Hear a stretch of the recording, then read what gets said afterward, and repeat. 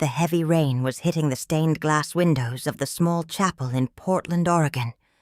But the loudest sound in the entire room was the devastating absence coming from the front row.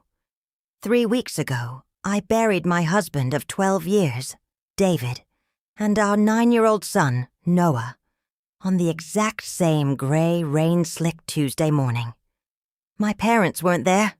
They weren't sick. They weren't stuck in traffic.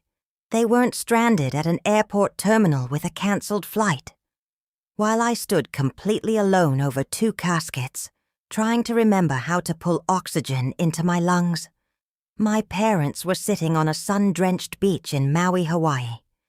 They were there with my younger sister, Kimberly, her husband, and their kids, sipping tropical drinks while my entire world was lowered into the damp earth. The accident had happened on a Thursday night. David was driving Noah home from his Little League championship game when a distracted semi-truck driver blew through a red light on Highway 26, broadsiding our SUV. David died on impact. Noah held on for 7 agonizing hours in the pediatric ICU before his body simply gave up. I received the call from the hospital at 10:14 p.m. I know the exact minute because I have replayed that sequence in my mind 10,000 times, searching for a parallel universe where I called them 5 minutes earlier, where I told them to stay at the field longer, where any tiny variable could change the final outcome. But nothing changes the outcome. They are gone, and I am still here. The morning after the crash, I called my mother through a haze of shock and heavy sedation. She cried, or rather, she made the high-pitched, performative wailing noises of someone who knew they were supposed to be crying. She told me she would call me right back. She didn't call back for 2 full days. When she finally rang my phone on Sunday evening, she casually asked when the service was. I told her Tuesday. The line went deathly quiet. A heavy, defensive silence that should have been my warning sign. But deep grief makes you vulnerable and naive. You blindly assume that the people who raised you are operating from the same baseline of human love and devastation that you are. Tuesday just isn't going to work for your father and me, Rebecca, she said, her voice dropping into a flat, matter-of-fact register. We've had this Maui villa booked for 6 months. It's a non-refundable package, and Kimberly's kids have been looking forward to this all year. I remember standing in my quiet kitchen, holding the phone away from my face, as if the plastic itself had burned me. Surely I was suffering a grief-induced hallucination. Surely my own mother was not telling me that a family vacation took precedence over her son-in-law and her only grandson's funeral. But she was. She stated it plainly, her tone shifting into a sharp, irritated edge, because I was forcing her to repeat herself. She told me, and I will bear the scar of these exact words for the rest of my life, that the funeral was a symbolic, trivial formality that wasn't worth attending when weighed against losing a $12,000 resort deposit. Trivial. The lives of my husband and my sweet little boy, the only grandchild she would ever have from me, were reduced to a scheduling inconvenience that lost out to a luxury resort in Wailea. I didn't have the breath or the energy to scream. I quietly hung up, sank onto the hardwood floor of the kitchen, and sat in the dark for hours. That was the same floor where Noah used to sort his baseball cards, the same floor where David would spin me around when a good song came on the radio. I sat there until the sun went down, unable to move, unable to understand how the people who gave me life could possess hearts so utterly hollow. The funeral happened without them. My sister Kimberly didn't send so much as a text message, but that stung less. Kimberly has spent her entire life orbiting our parents' wealth and approval, lacking the basic spine to exist as an independent human being. The small chapel was half filled with David's software engineering colleagues, a few of my closest friends, and his elderly uncle who drove all the way from Boise, Idaho, despite needing a walker to move.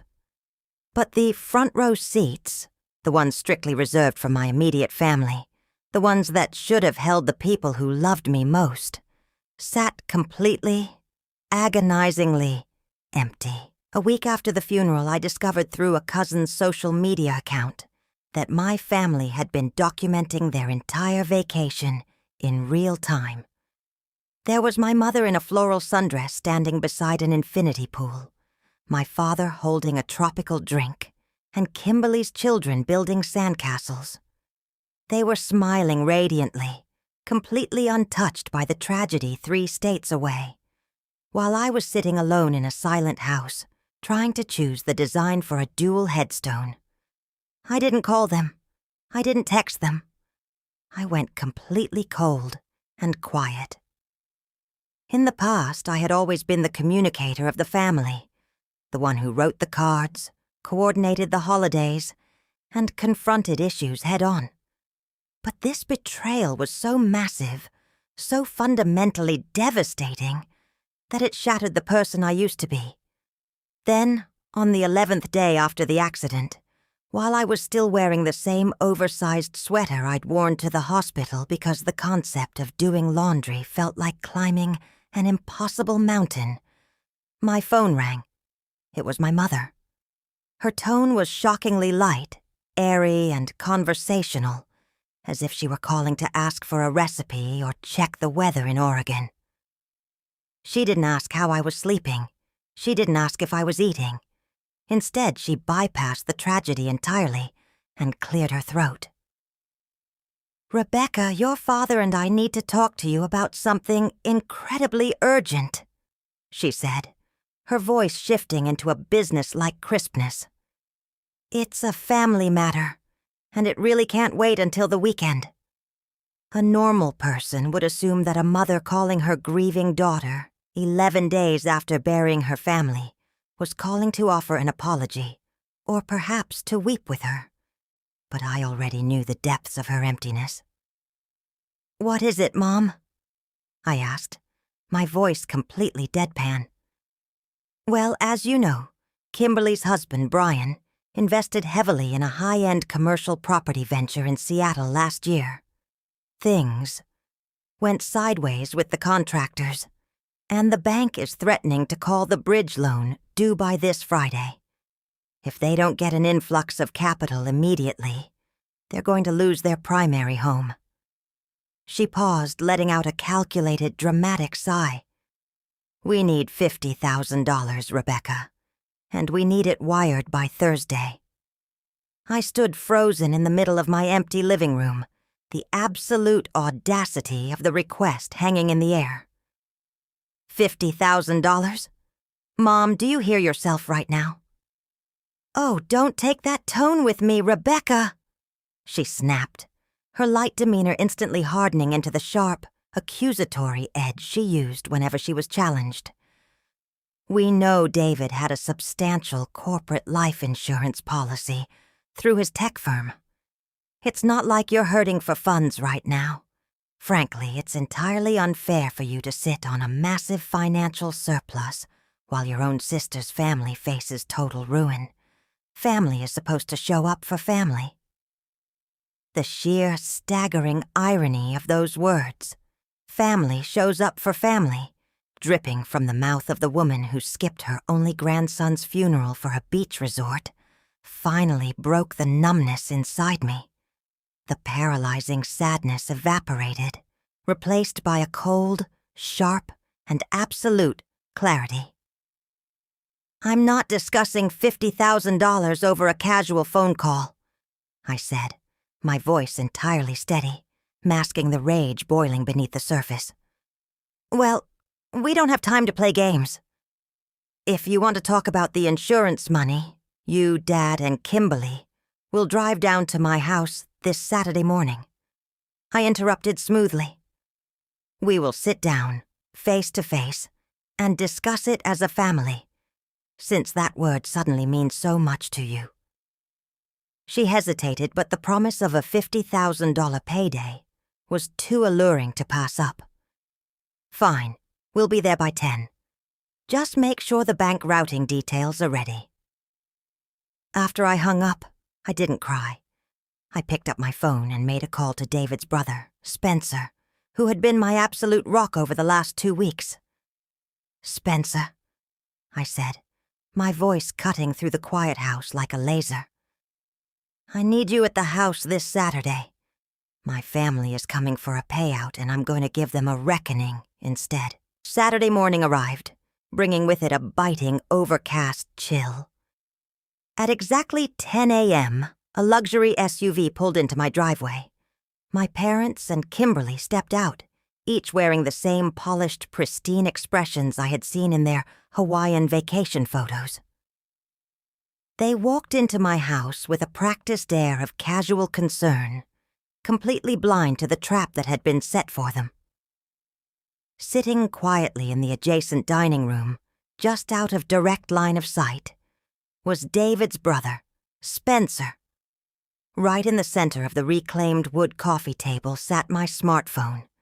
It wasn't hidden. It was resting face up, its digital audio recorder running in plain visible view. "Rebecca, sweetie," my mother began, reaching out as if to pat my knee, though she chose a chair across from me instead. "It's so good to see you out of those old clothes. Now, about the wire transfer for Kimberly." "Before we talk about the $50,000, I interrupted, my voice dropping into a dangerously calm, low register. "I want Dad to repeat exactly what you told me on the phone 3 weeks ago about David and Noah's funeral." My father stiffened in his seat, his jaw tightening as he glanced nervously at my mother. Kimberly looked down at her designer handbag, suddenly avoiding my eyes. "Oh, Rebecca, don't be dramatic," my mother scoffed, her mask slipping as her tone turned defensive. "I was incredibly stressed about the logistics of our trip. It came out wrong. I didn't mean it that way." "You didn't?" I asked, tapping the screen of my phone. "Because I saved the digital voicemail you left me when I didn't answer your follow-up call. Let's refresh everyone's memory." I pressed play. My mother's sharp, impatient voice filled the quiet living room. "Frankly, Rebecca, a funeral is just a symbolic, trivial formality. It's certainly not worth attending when weighed against losing a $12,000 non-refundable resort deposit. We'll see you when we get back." The audio cut out, leaving behind a suffocating, dead silence. My father stared at the floor, refusing to speak, the same way he had spent my entire life, refusing to speak whenever things got uncomfortable, leaving others to absorb the impact of my mother's cruelty. "I spent 11 days planning a double funeral," I said, my voice cutting through the room like a surgical blade. "I had to pick out a casket small enough to fit a 9-year-old boy, while the 3 of you posted photos smiling by an infinity pool in Wailia. I have spent every night since wondering what kind of people raise a daughter and then abandon her when her entire life is buried in the dirt." "Rebecca, that's enough!" Kimberly finally snapped, her voice laced with panic. "We made a mistake, okay? We're sorry. But Brian is going to lose our house. You have David's tech insurance payout. Are you really going to let your own sister's family ruin themselves over money?" "The money has absolutely nothing to do with what ruined this family, Kimberly," I said, standing up and looking down at them. "What ruined this family happened the exact second you decided an all-inclusive resort took priority over my husband and my son." That was the moment their faces completely changed. The practiced aura of family unity drained away, replaced by a raw, naked panic, because they realized I wasn't weeping, I wasn't hurting. I was entirely detached. My father finally cleared his throat, offering a flat, rehearsed apology that sounded more like a corporate press release than a father comforting his daughter. "We should have been there, Rebecca. It was a lapse in judgment. We are deeply sorry." "I appreciate the performance, Dad," I replied coldly. "But an apology doesn't retroactively fill 2 empty seats in a front row. And as for the $50,000, I did receive the insurance payout. Every single cent of it has already been legally moved into an independent locked educational trust fund for underprivileged youth in Noah's name. None of it is going to bail out a failed commercial venture for a sister who couldn't even bother to send a text message."